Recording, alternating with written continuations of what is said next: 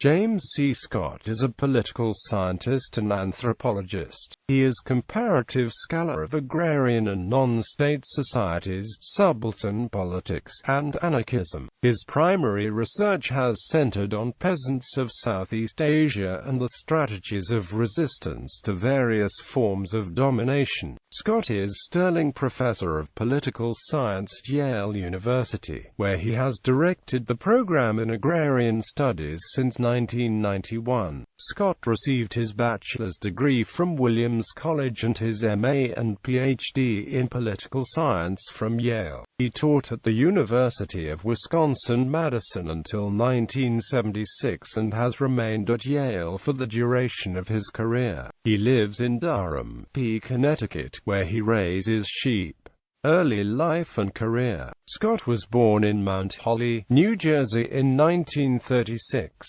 He attended the Moorestown Friends School, a Quaker day school, and in 1953, matriculated at Williams College in Massachusetts. On the advice of Indonesia scholar William Hollinger, he wrote an honors thesis on the economic development of Burma. On graduation, Scott received a Rotary International Fellowship to study in Burma, where he was recruited by an American student activist who had become an anti-communist organizer for the Central Intelligence Agency. Scott agreed to do reporting for the agency and at the end of his fellowship a post in the Paris office of the National Student Association, which accepted CIA money and direction in working against communist-controlled global student movements over the next few years. Scott began graduate study in political science at Yale in 1961.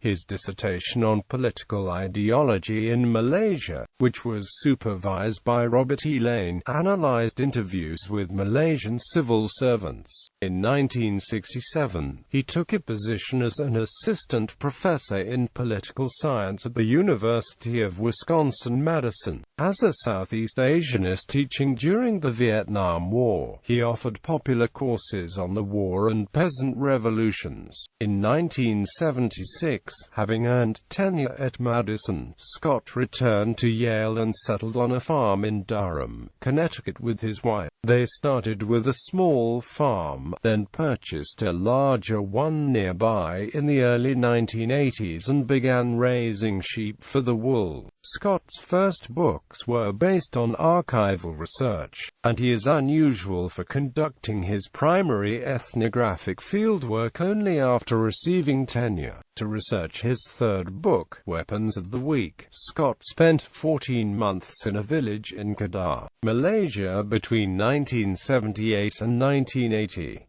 When he had finished a draft, he returned for 2 months to solicit villagers' impressions of his depiction, and significantly revised the book based on their criticisms and insight.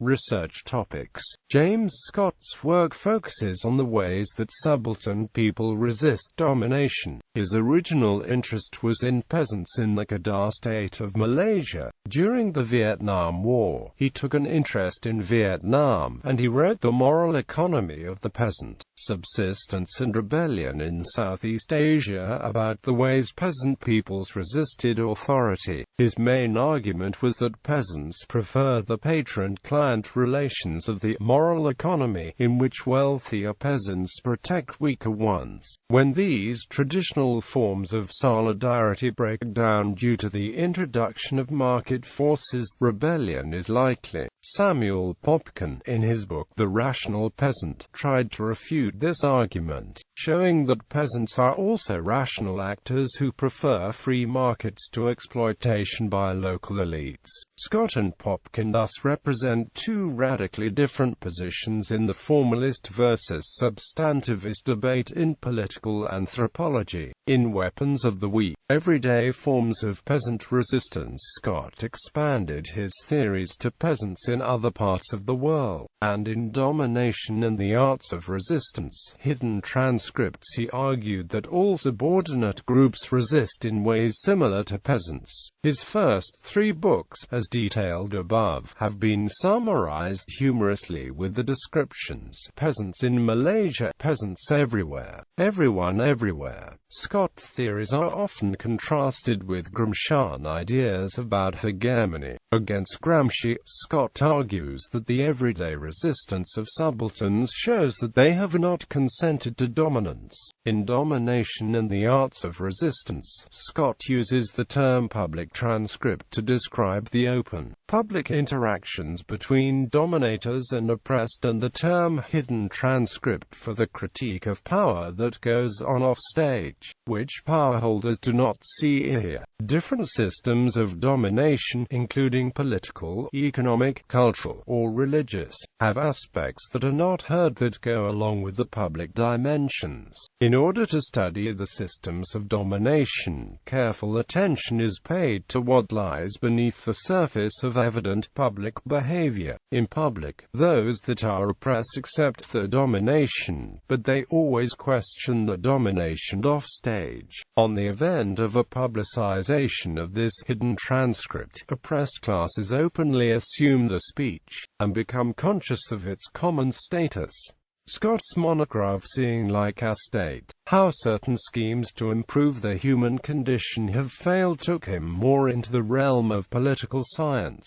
In it, he showed how central governments attempt to force legibility on the subjects, and fail to see complex, the valuable forms of local social order and knowledge. Scott uses examples like the introduction of permanent last names in Great Britain, cadastral surveys in France, standard units of measure across Europe, to argue that a reconfiguration of social order necessarily for state scrutiny, and require the simplification of prior arrangements. In the case of last names, Scott cites a Welshman who appeared in court and identified himself with a long string of patronyms: John Ap, Thomas Ap, William, etc. In his local village, this naming system carried a lot of information, because people could identify him as the son of Thomas and grandson of William, and thus distinguish him from the other Johns and the other children of Thomas. It was of less use to the central government, which did not know Thomas or William.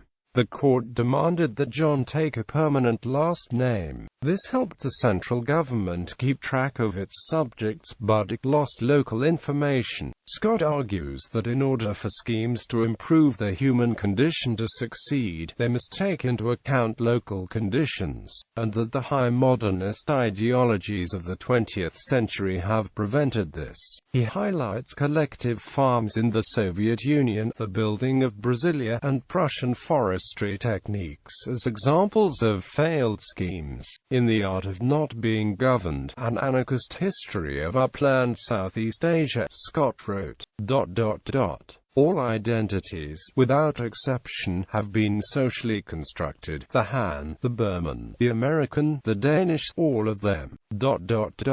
To the degree that the identity is stigmatized by the larger state of society, it is likely to become for many a resistant and defiant identity. Here invented identities combine with self-making of a heroic kind, in which such identifications become a badge of honor."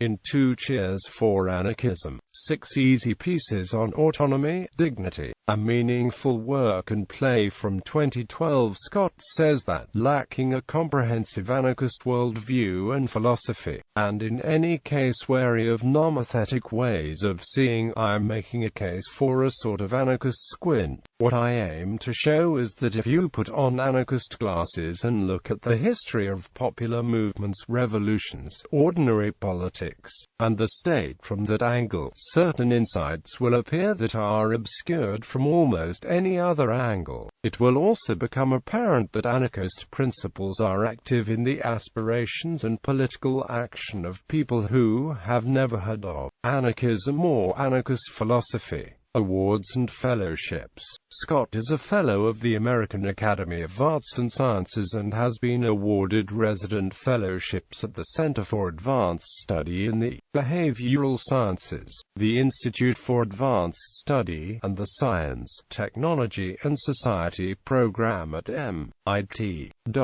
He has also received research grants from the National Science Foundation, the National Endowment for the Humanities, and the Guggenheim Foundation, and was president of the Association for Asian Studies in 1997. Selected bibliography: Decoding Subaltern Politics, Ideology, Disguise, and Resistance in Agrarian Politics.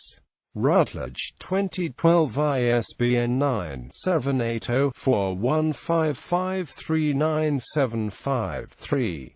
2 Cheers for Anarchism. 6 Easy Pieces on Autonomy, Dignity, and Meaningful Work and Play. Princeton University Press, 2012. ISBN 0-691-155-291. The Art of Not Being Governed, An Anarchist History of Upland Southeast Asia. Yale University Press, 2009. ISBN 0-300-15228-0. Seeing Like a State. How Certain Schemes to Improve the Human Condition Have Failed. Yale University Press, 1998. ISBN 0-300-07016-0. Domination and the Arts of Resistance, Hidden Transcripts. Yale University Press, 1990. ISBN 0-300-04705-3. Weapons of the Weak, Everyday Forms of Peasant Resistance.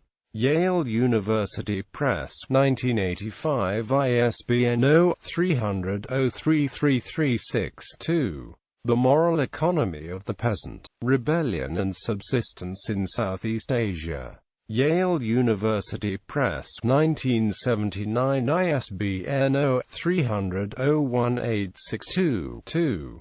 Comparative Political Corruption.